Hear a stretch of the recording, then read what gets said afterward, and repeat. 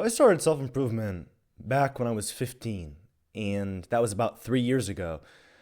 Um, and so I remember I was going through a very bad time in my life where I was getting bullied by my friend group. I was also getting bullied in the same class with my same friends who bullied me.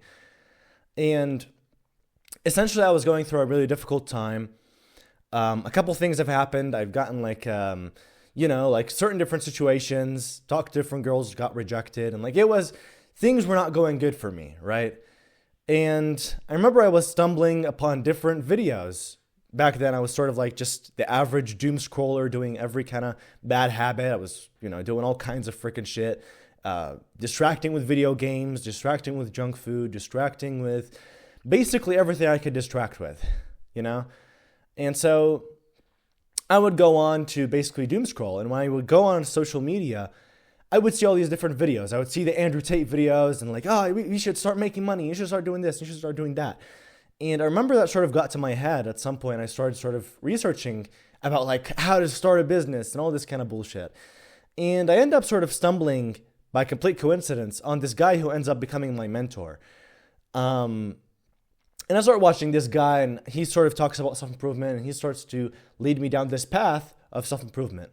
And so within a few months, I start to basically do all these kinds of habits, not really being fully conscious that I'm even starting self-improvement. But I sort of start to, buy a bunch of books and read them. And they're kind of like dumb books, like random self-help books. But I was a 15-year-old, I didn't really know much. And so I would start reading these books. I would start just kind of, trying to start self-improvement because I liked the idea of improving myself. I resonated with the message.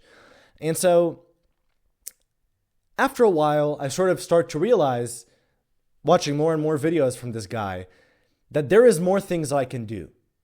So I start to realize that actually my friends are probably not so good. They're probably not really actual good friends. So I end up leaving my friends. I, realize that a whole bunch of these habits that I'm doing aren't really serving me. And then I officially start some improvement by essentially removing all these bad habits and starting good habits.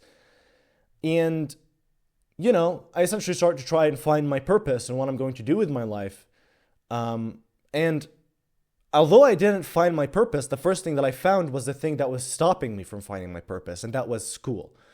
And so immediately I started to want to leave school and start to do all these kinds of different things, which I detail in other videos what happened in that situation. But that was kind of the way that I started self-improvement. And so I started self-improvement.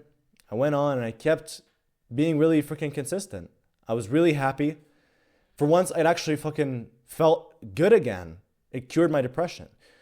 And I stopped hanging around those degenerate bad friends that were basically making my mental health shitty. I stopped doing all the bad habits that led my mental health to being really shitty. And essentially, I just, doing these 4 habits, which I'm going to mention in this video, ended up fixing my mental health. If it weren't for these 4 habits, I would have just went back to those 100 different freaking distraction habits. And that would have led me to be the same person that I was back when I was 15. Now, I fell off after that time. And I've tried both lives. I've tried the degenerate life, even sort of being a little more grown. I was a 16-year-old sort of trying it again when I sort of fell off again. And never do I ever want to experience that again. I don't know how people end up living that life. I don't know how people just go into that shit. It is not something that I ever want to go back to. Having experienced self-improvement, perhaps this is something that you should take into account. Once you do experience self-improvement, perhaps you'll never want to go back. And that's a good thing. That's, it should motivate you to stay on self-improvement and to not go into all these different ruts, no matter what happens in your personal life. The thing that mainly caused it for me was a personal life issue, which I ended up essentially, leading me into going back to all the habits, distracting myself again. And it didn't end well for me, So I see this big misconception about depression and about just feeling bad and having shit mental health, that is some kind of disease that you catch. People think that you just catch, depression, that it's an illness, it's a virus that you catch, as if viruses even existed. But it's not actually a fucking illness that you catch. Depression, like obesity, like every other thing, is purely a cause purely caused from the things that you do, the habits that you do. When you do bad habits, you're going to be depressed. When you do good habits, you won't be depressed. When you have direction in your life, you won't be depressed. When you have no direction in your life, you'll be depressed. It's just that simple. And so when we start to find our direction, when we start to eliminate the bad habits that are making us have shit mental health, when we start to try and do these good habits, which will help us heal our traumas, find direction, start to be more mindful so we can officially quit all these addictions that we've had for years, we can start to really improve our life. And people talk about how self-improvement, when you first start it, kind of is really difficult. But of course it will be. It's the first time you've ever tried to revert from these habits. But once you get on it and once you get the hang of it, it'll become as easy as it gets. And it just requires you to keep pushing forward and actually want what you want. So keep that in mind. You never want to believe this lie that depression is just this illness that you catch. I remember I had this one particular friend when I was 15, like back at that time when like one of the toxic friends. He wasn't like officially a part of the group, but he was like kind of like this guy on the separate side. And I remember like in the last days of talking to him before I like sort of me and him just stopped talking to each other. He told me that he got on antidepressants. And I remember I was getting into self-improvement at that time and I was like, bro, you should not be taking this shit. And I remember he was so onto the idea that depression is just this illness that you catch, that you can't really change it with these, habits, and you can't really like try and do these things. The guy used to fucking play video games all day. The guy used to fucking doom scroll all day. The guy used to fucking jerk off all fucking day. And I know him because I was personally close to the guy. And you didn't solve the root problem. You just took a pill. It's truly pathetic. Once you look at yourself and you're like, wait, so I'm doing all these fucking bad habits and I'm just going to sit here and take a pill? Really? I know that these bad habits are causing the fucking bad mental health that I have. The guy used to fucking have panic attacks and shit. I used to tell him, bro, this anxiety that you have is simply from the fucking bad habits that you do. If you stop fucking having bad habits, if you fix your fucking sleep, if you fixed your fucking habits, if you fixed your fucking life, you wouldn't have this shit. He didn't listen. And I bet to this day he's probably still on those fucking antidepressants.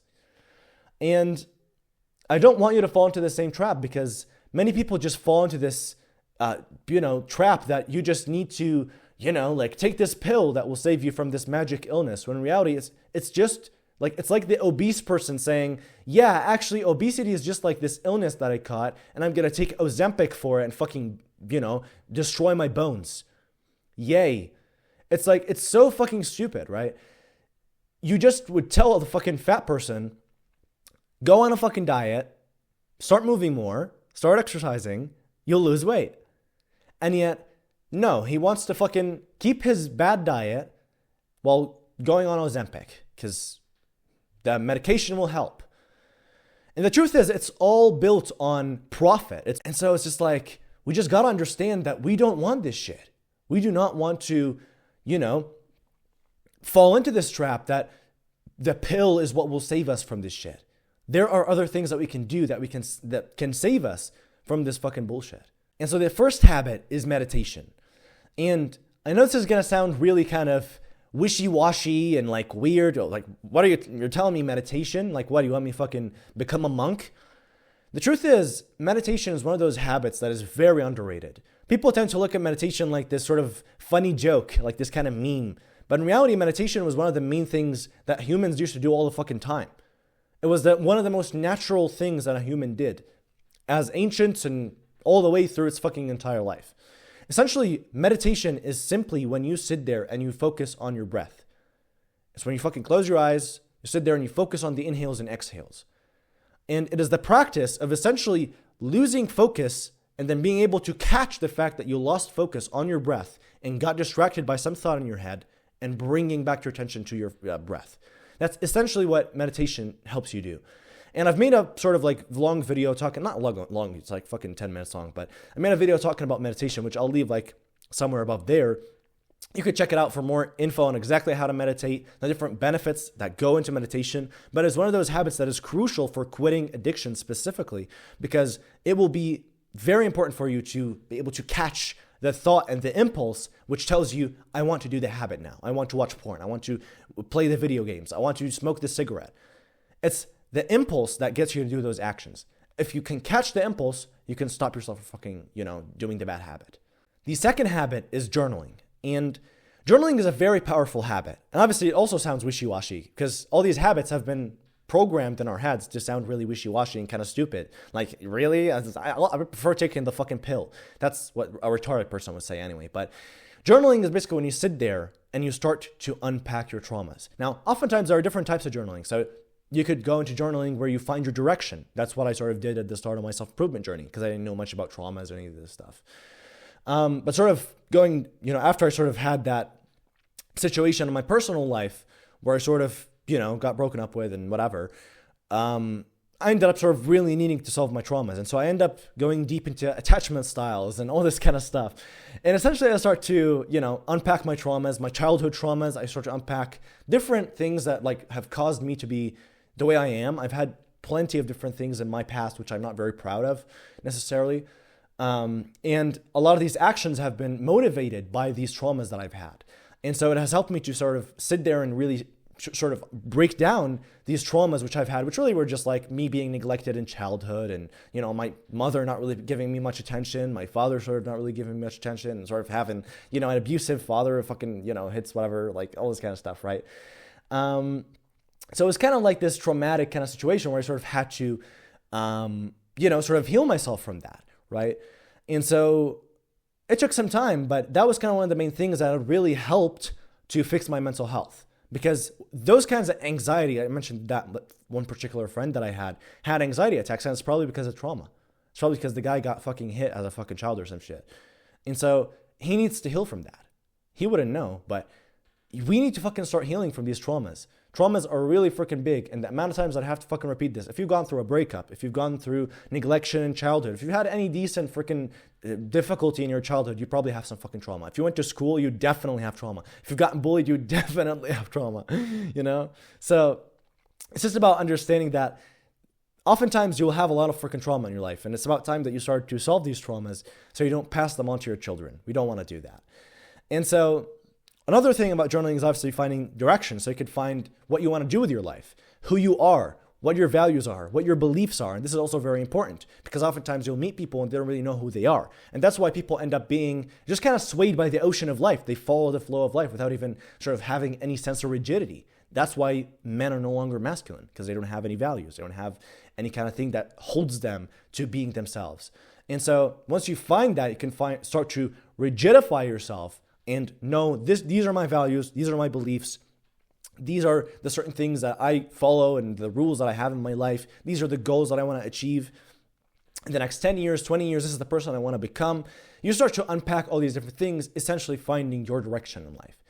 And obviously there are different things. You could obviously make plans whilst, journaling. Journaling is one of the most essential things that you could do for yourself, honestly. Journaling is really freaking big. And I honestly, I made a whole fucking video also on journaling. I'll also leave it somewhere above there, but it's, if you want to get deeper into journaling and understanding how you exactly journal, you could sort of watch that video. So the third habit is reading. And reading is honestly one of the best ways of learning. You'd be surprised at the amount of knowledge that you can gain from a book. Honestly. And it's I've always kind of, starting self-improvement, I didn't really like the idea. I would read, all right? I would read sometimes in school and stuff, but I never really read whilst I was at home or all this stuff. If I had access to the internet, I would just sit there and watch YouTube videos. That was kind of the way I did things. I would just watch educational podcasts and whatever. And those are somewhat freaking helpful, but the amount of knowledge you could get from a book, dude, books are so fucking good. Honestly, I spend probably at least 4 or 5 hours now of my day just reading. You'd be surprised, but that's literally I just freaking love reading. And reading, it's it builds you such a clear brain.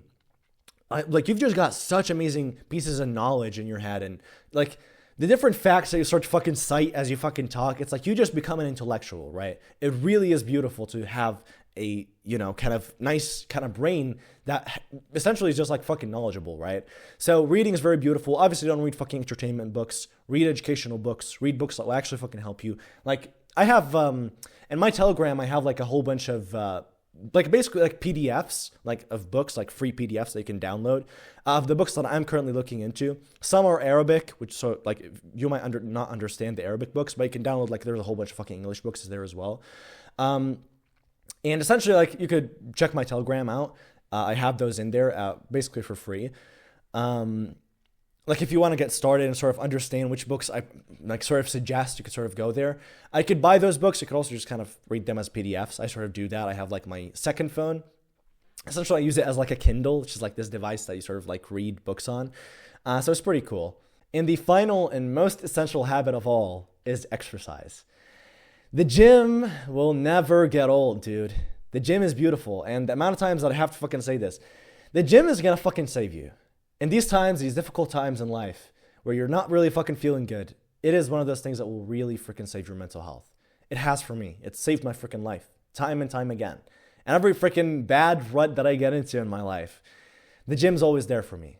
And, you know, going into the gym, if you don't already, it's like an essential step to being masculine, to fixing your mental health, to having any kind of self-fulfillment. I honestly am surprised this isn't like a mandatory thing for like every human being to fucking do.